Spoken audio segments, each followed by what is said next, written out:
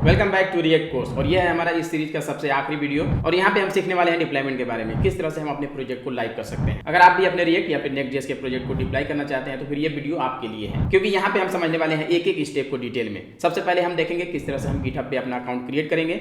इसके बाद हम अपने प्रोजेक्ट को गिटहब पे पुश करेंगे और फिर हम उसे वर्सल पे डिप्लॉय करेंगे, जो कि बिल्कुल फ्री है। और इसके साथ ही हम समझेंगे एक्सेस टोकन के बारे में, एक्सेस टोकन क्या होता है, किस तरह से इसे क्रिएट किया जाता है और इसका यूज क्या है।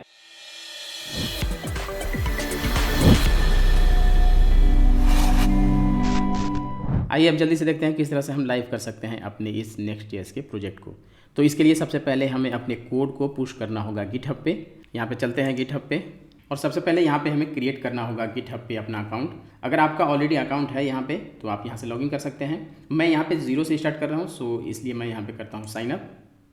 और यहाँ पे सबसे पहले हमें देना होगा अपना ईमेल devcodewise@gmail.com और यहाँ पे हमें क्रिएट करना होगा अपना पासवर्ड और यहाँ पे हमें चूज़ करना होगा अपना यूज़र नेम। तो यहाँ पे मैं इंटर करता हूँ कोडवाइज, तो इस नेम से यहाँ पे अवेलेबल नहीं है। यहाँ पे करते हैं dev-codeWise और ये यूज़र नेम यहाँ पे अवेलेबल है, इसे करते हैं कंटिन्यू। एंड यहाँ पे अकाउंट वेरिफिकेशन के लिए यहाँ पे हमें चूज़ करना होगा कोई सा भी एक पजल। यहाँ पे करते हैं visual, use the arrows to rotate the object to face in the direction of the hand. तो ये है हमारा करेक्ट डायरेक्शन। नहीं, ये है, आई थिंक दिस वन। इसे करते हैं सबमिट एंड ये हमारा वेरीफाई हो चुका है। अब यहाँ पे हमारे ईमेल आईडी पे आया होगा एक वेरिफिकेशन कोड, तो उसे हमें यहाँ पे करना होगा इंटर। अब यहाँ पे हमारा गिटहब पे अकाउंट क्रिएट हो चुका है। अब सिंपली हमें यहाँ पे लॉगिन करना है विद यूज़र नेम और ईमेल आईडी एंड पासवर्ड। तो यहाँ पे इंटर करेंगे अपने यूज़र नेम को एंड यहाँ पे पासवर्ड एंड यहाँ पे साइन इन। और यहाँ पे सक्सेसफुली हम आ चुके हैं गिटहब के डैशबोर्ड पे। अब सबसे पहले यहाँ पे हमें क्रिएट करना होगा एक रिपोजिटरी। इसके लिए क्लिक करेंगे यहाँ पे क्रिएट रिपोजिटरी एंड यहाँ पे हमारा होगा डिफ़ॉल्ट यूज़र नेम और यहाँ पे हमें इंटर करना होगा रिपोजिटरी का नेम।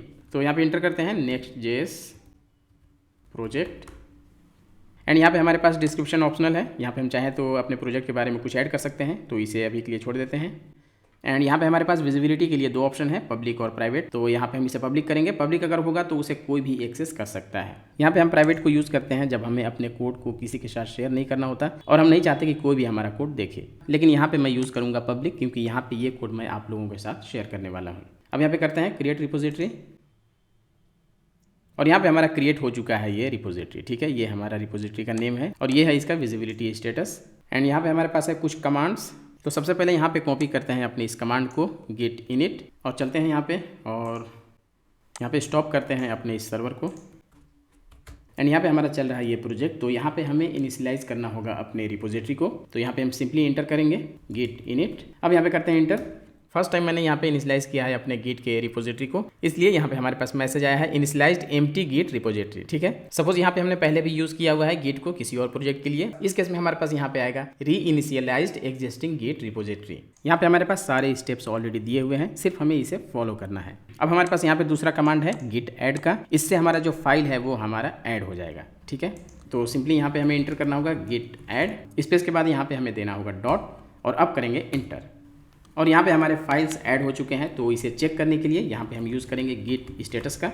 ठीक है, ये सारा ग्रीन हो चुका है, इसका मतलब ये सारे फाइल ऐड हो चुके हैं। यहाँ पे हम गिट स्टेटस को यूज़ करके चेक कर सकते हैं कि यहाँ पे जो भी हमारा फाइल क्रिएट हुआ है वो ऐड हुआ है या नहीं, उसका क्या स्टेटस है। अपने फाइल्स को गिट पे पुश करने के 3 स्टेप्स होते हैं। सबसे पहले हमें उसे ऐड करना होता है, फिर हम करते हैं कमिट और इसके बाद हमें उसे पुश करना होता है। गिट में हमारे पास एक स्टेजिंग एरिया होता है। जब हम गिट ऐड करते हैं तो हमारे जो भी फाइल्स हैं जिसमें चेंजेस हुए हैं, और अगर हम पहली बार ऐड कर रहे हैं तो जितने भी हमारे डायरेक्टरीज में फाइल्स हैं वो सारा यहाँ पे ऐड हो जाता है स्टेजिंग एरिया में। और फिर हम कमिट करते हैं और इसके बाद हमें पुश करना होता है। इस तरह से जो भी फाइल्स हमारे स्टेजिंग में होते हैं वही पुश होते हैं। तो यहाँ पे मैं थोड़ा सा आपको मॉडिफाई करके दिखाता हूँ अपने कोड में। सपोज यहाँ पे मेरे पास है CSS, इसमें मैं करता हूँ थोड़ा सा कुछ चेंजेस।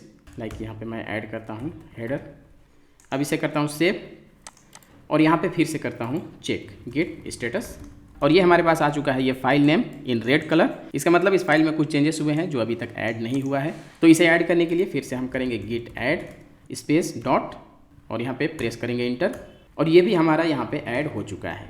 अब यहाँ पे करते हैं गिट स्टेटस और ये हमारा पूरा आ गया लिस्ट, जो फाइल अभी मैंने यहाँ पे ऐड किया है, लेकिन ये हमारा अभी कमिट नहीं हुआ है। अगर हमारा कमिट हो जाएगा तो यहाँ पे कोई सा भी फाइल का लिस्ट नहीं आएगा। यहाँ पे लिस्ट आ रहा है और ग्रीन कलर का आ रहा है, इसका मतलब ये ऐड हो चुका है। और अगर गिट स्टेटस में रेड कलर का फाइल आएगा, इसका मतलब वो अभी ऐड नहीं हुआ है, तो उसे हमें सबसे पहले कमिट करने के लिए ऐड करना पड़ेगा। यहाँ पे सिंपल सा कमांड है, कोई इतना कॉम्प्लिकेटेड नहीं है। अगर हम नया रिपोजिटरी ऐड करते हैं तो उसके लिए सबसे पहले हमें अपने गिट को इनिशियलाइज करना होता है अपने फोल्डर में जहाँ हमारा प्रोजेक्ट चल रहा है, और उसके लिए यहाँ पे हमारे पास है कमांड गिट इनिट। इसके बाद अपने प्रोजेक्ट को पुश करने के लिए, अपने प्रोजेक्ट को गिटहब पे अपलोड करने के लिए उसे हमें करना होता है ऐड, और इसके लिए हमारे पास होता है गिट ऐड। एंड यहाँ पे हमारे पास गिट स्टेटस नहीं है क्योंकि वो किसी स्टेप का पार्ट नहीं है, ठीक है। गिट स्टेटस को हम कभी भी यूज़ कर सकते हैं अपने स्टेटस को चेक करने के लिए, लाइक हमारे प्रोजेक्ट में कोई चेंजेस हुए हैं या फिर हमारा कमिट पुश हुआ है या नहीं।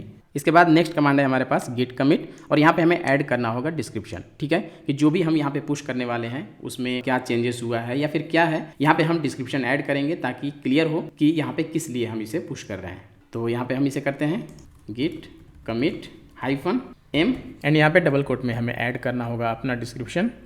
यहाँ पे हम करते हैं first commit and inter, and यहाँ पे हमारा कमिट हो चुका है। अब यहाँ पे मैं करता हूँ इसे गिट स्टेटस, अपने स्टेटस को चेक करने के लिए, और यहाँ पे हमारे पास मैसेज आ चुका है nothing to commit, working tree clean. मतलब यहाँ पे हमारे पास कमिट करने के लिए कुछ भी नहीं बचा है। यहाँ पे कमिट करने से पहले जब मैंने स्टेटस चेक किया था तो यहाँ पे हमारे पास आया था फाइल का लिस्ट, लेकिन यहाँ पे मैंने कमिट कर दिया तो यहाँ पे आ रहा है कि अब हमारे पास कमिट करने के लिए कुछ भी नहीं है। अगला कमांड है यहाँ पे गिट ब्रांच -m, जो कि है कैपिटल, और यहाँ पे मेन।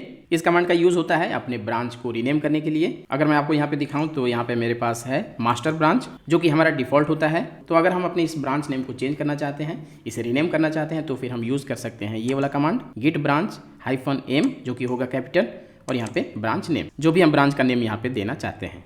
हमें अपने ब्रांच का नेम चेंज नहीं करना, तो हम अपने मास्टर में ही पुश करेंगे। अब यहाँ पे हमें फाइनली ऐड करना होगा अपने ओरिजिन को। इसके लिए यहाँ पे है हमारे पास इसका कमांड, इसे करते हैं कॉपी। ये हमें पहली बार करना होता है, ठीक है, ये बार बार करने की जरूरत नहीं है। ये गेट इनिट और ये ऐड ओरिजिन हमें सिर्फ एक बार करना होता है जब हम पहली बार रिपोजिटरी को सेटअप करते हैं। तो यहाँ पे चलते हैं कमांड पे, और यहाँ पे करते हैं पेस्ट, और यहाँ पे इंटर, और यहाँ पे हमारा ऐड हो चुका है ओरिजिन। अब यहाँ पे हमें सिंपली करना है पुश। तो इसके लिए हमारे पास यहाँ पे है command git push -u origin, और यहाँ पे अपने ब्रांच का नेम। तो हमारे पास है मास्टर, क्योंकि यहाँ पे हमने इसे रीनेम नहीं किया है। तो यहाँ पे चलते हैं कमांड पे गिट पुश -u ओरिजिन, और यहाँ पे अपना ब्रांच नेम मास्टर। अब इसे करते हैं इंटर, और यहाँ पे हमारे पास आ चुका है गिटहब का लॉगिन विंडो। यहाँ पे हमें इंटर करना होगा गिटहब का लॉगिन डिटेल। यहाँ पे इंटर करेंगे गिटहब का यूज़र नेम एंड यहाँ पे पासवर्ड। अब यहाँ पे क्लिक करेंगे लॉगिन पे। यहाँ पे ये थोड़ा सा टाइम लेगा,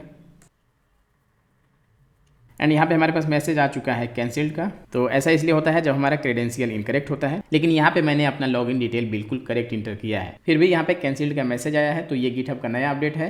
यहाँ पे हमें पासवर्ड की जगह पे इंटर करना होगा एक्सेस टोकन, लेकिन पहले ऐसा नहीं था। पहले हम पासवर्ड से लॉगिन करके अपने कोड को पुश कर सकते थे, लेकिन अब हमें चाहिए होगा एक्सेस टोकन। यहाँ पे सबसे पहले हम इंटर करेंगे अपना यूज़र नेम, और इसके बाद हमें प्रेस करना होगा इंटर बटन। फिर यहाँ पे पूछेगा पासवर्ड के लिए, तो हमें पासवर्ड की जगह पे इंटर करना होगा अपना एक्सेस टोकन। तो एक्सेस टोकन हमें कहाँ से मिलेगा? इसके लिए चलना होगा हमें गिटहब के अपने प्रोफाइल पे, एंड यहाँ पे टॉप राइट में हमारे पास है प्रोफाइल का इमेज, इस पर करेंगे क्लिक, और फिर यहाँ पे हम क्लिक करेंगे सेटिंग्स पे, और यहाँ पे ओपन हो चुका है हमारा गिटहब का प्रोफाइल पेज। और यहाँ पे लेफ्ट साइड में हमारे पास है सारा लिंक। तो यहाँ पे करेंगे स्क्रॉल, एंड यहाँ पे आएंगे नीचे, और यहाँ पे हमारे पास है डेवलपर सेटिंग्स का ऑप्शन, इस पे करेंगे क्लिक, और यहाँ पे क्लिक करेंगे पर्सनल एक्सेस टोकन्स पे, और यहाँ पे हमारे पास है दो ऑप्शन। तो यहाँ पे हम क्लिक करेंगे टोकन्स क्लासिक पे, और यहाँ पे हम आ चुके हैं अपने पर्सनल एक्सेस टोकन वाले पेज पे। अभी यहाँ पे हमारे पास कोई सा भी पर्सनल एक्सेस टोकन नहीं है, तो यहाँ पे मैसेज आ रहा है no personal access token created. यहाँ पे हम क्लिक करेंगे जनरेट न्यू टोकन्स पे अपने एक्सेस टोकन को क्रिएट करने के लिए, एंड यहाँ पे हम क्लिक करेंगे क्लासिक वाले ऑप्शन पे, क्योंकि फर्स्ट वाला हमारा बीटा वर्जन है। यहाँ पे हमें इंटर करना होगा नोट। यहाँ पे मैं करता हूँ माई टोकन। यहाँ पे हमारे पास ऑप्शन होता है एक्सपायरेशन का, यहाँ से हम सेट कर सकते हैं कि कितने टाइम बाद हमारा ये टोकन एक्सपायर हो जाए। तो ये सिक्योरिटी के लिए है, हमारा जब ये टोकन एक्सपायर हो जाएगा तो हमें नया टोकन क्रिएट करना होगा। यहाँ पे मैं सिलेक्ट करता हूँ 90 डेज, और यहाँ पे आ गया एक्सपायर डेट 7 मई को हमारा ये टोकन एक्सपायर हो जाएगा। और यहाँ पे है परमिशन का ऑप्शन कि हम अपने टोकन को कितना एक्सेस देना चाहते हैं। इस टोकन को मैं खुद यूज़ करूँगा, तो यहाँ पे सब पे कर देता हूँ चेक, एंड फाइनली यहाँ पे क्लिक करेंगे जनरेट टोकन पे, और यहाँ पे हमारा क्रिएट हो चुका है एक्सेस टोकन। इस टोकन को हमें किसी के साथ भी शेयर नहीं करना है। इसे करता हूँ कॉपी, और यहाँ पे सिंपली करना होगा पेस्ट, Ctrl+V, और यहाँ पे सक्सेसफुली हमारा कोड पुश हो चुका है गिट पे। चलते हैं यहाँ पे गिटहब पे, और यहाँ पे क्लिक करते हैं मेनू आइकन पे, और यहाँ पे क्लिक करते हैं अपने रिपोजिटरी पे, और यहाँ पे आ चुका है हमारा सारा कोड। यहाँ पे है हमारा ब्रांच और ये है हमारा सारा कोड, हमारा सारा फाइल। यहाँ पे शो हो रहा है ये कमिट का डिस्क्रिप्शन, फर्स्ट कमिट, एंड यहाँ पे नीचे है ये सारा डिटेल कि किस तरह से हमें इसे रन करना है। अगर आपने नोटिस किया हो तो यहाँ पे हमारे पास नोड मॉड्यूल का फोल्डर नहीं है, जो कि है हमारे पास यहाँ पे लोकल पे नोड मॉड्यूल्स। ऐसा क्यों? ऐसा हुआ है इस गिट इग्नोर फाइल की वजह से।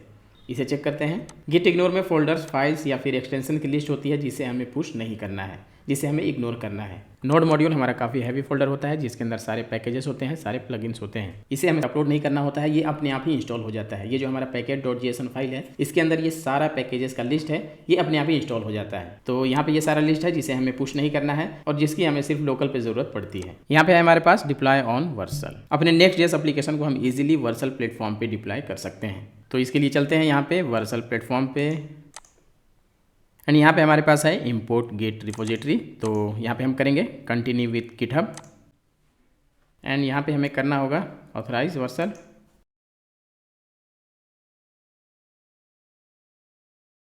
यहाँ पे करते हैं इंस्टॉल, एंड यहाँ पे हमें एक्सेस देना होगा ऑल रिपोजिटरी, या फिर हमें यहाँ पे अगर सेलेक्ट करना है तो हम यहाँ पे सेलेक्ट कर सकते हैं ओनली सेलेक्ट रिपोजिटरी।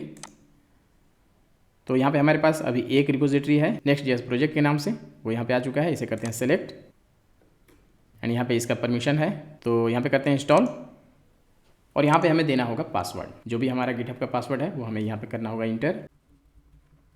करते हैं कन्फर्म, और यहाँ पे हमारे पास आ चुका है गिटहब का रिपोजिटरी Next.js प्रोजेक्ट। यहाँ पे करते हैं इंपोर्ट। यहाँ पे हमें देना होगा प्रोजेक्ट नेम, तो यहाँ पे बाय डिफ़ॉल्ट हमारे रिपोजिटरी का नेम आ चुका है, तो इसे एज इट इज़ रहने देते हैं। और यहाँ पे हमारे पास फ्रेमवर्क है Next.js, तो ऑलरेडी यहाँ पे सिलेक्टेड है। और यहाँ पे हमारे पास है रूट डायरेक्टरी सिलेक्ट करने का, ठीक है। अगर हमारा एप्लीकेशन किसी और डायरेक्टरी में चल रहा है तो उसे यहाँ से हम सेलेक्ट कर सकते हैं। तो यहाँ हमारा रूट डायरेक्टरी / है, तो इसे एज इट इज़ छोड़ना होगा। एंड यहाँ पे हमारे पास है बिल्ड एंड आउटपुट सेटिंग्स। तो यहाँ पे सारे कमांड्स हैं, जैसे हम लोकल पे कमांड यूज़ करते हैं npm run build अपने एप्लीकेशन को बिल्ड करने के लिए। एंड यहाँ पे है इसका आउटपुट डायरेक्टरी, एंड यहाँ पे है इसका इंस्टॉल कमांड। जैसे हम लोकल पे कमांड यूज़ करते हैं अपने पैकेजेस को इंस्टॉल करने के लिए, तो उसी तरह से यहाँ पे ये सारा कमांड दिया हुआ है। जैसे ही मैं यहाँ पे डिप्लॉय पे क्लिक करूँगा तो ये कमांड सारा रन होगा, और जो भी हमारे पैकेजेस में डिपेंडेंसी होंगे वो सारा यहाँ पे इंस्टॉल होगा इस सर्वर पे। एंड इसके बाद इसका बिल्ड बनेगा और फाइनली हम देख सकते हैं अपने प्रोजेक्ट को। यहाँ पे है इन्वायरमेंट वेरिएबल्स का ऑप्शन, यहाँ पे हम अपने इन्वायरमेंट का वेरिएबल ऐड कर सकते हैं। तो ये थोड़ा एडवांस लेवल का है, तो अभी हमने इसके बारे में समझा नहीं है, तो अगले प्रोजेक्ट में हम इन सबको कवर करेंगे जो भी एडवांस लेवल की चीज़ें हैं। अब यहाँ पे करते हैं अपने प्रोजेक्ट को डिप्लॉय, एंड यहाँ पे हमारा स्टार्ट हो गया है डिप्लॉयमेंट। यहाँ पे इंस्टॉल हो रहा है डिपेंडेंसीज,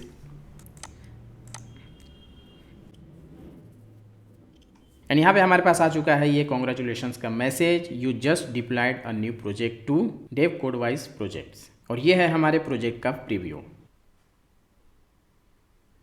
तो यहाँ पे क्लिक करते हैं, और ये हमारा प्रोजेक्ट हो चुका है लाइव। और जैसा कि आपने देखा हम आ चुके हैं लॉगिन वाले पेज पे। अब यहाँ पे लॉगिन करने के लिए हमें चाहिए होगा यूज़र का डिटेल, तो इसके लिए चलते हैं यहाँ पे हम डमी.json पे, यहाँ पे डॉक्स पे, एंड यहाँ पे यूज़र्स, इसे करते हैं कॉपी, और यहाँ पे है हमारा यूज़र का सारा डेटा। तो यहाँ पे हम लॉगिन कर लेते हैं किसी भी यूज़र से। यहाँ पे है यूज़र ID 1, यहाँ पे है यूज़र नेम, इसे करते हैं कॉपी, और पासवर्ड के लिए जस्ट यहाँ पे ऐड करना है पास।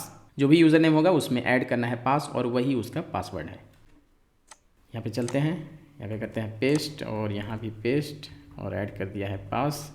अब इसे करते हैं लॉगिन,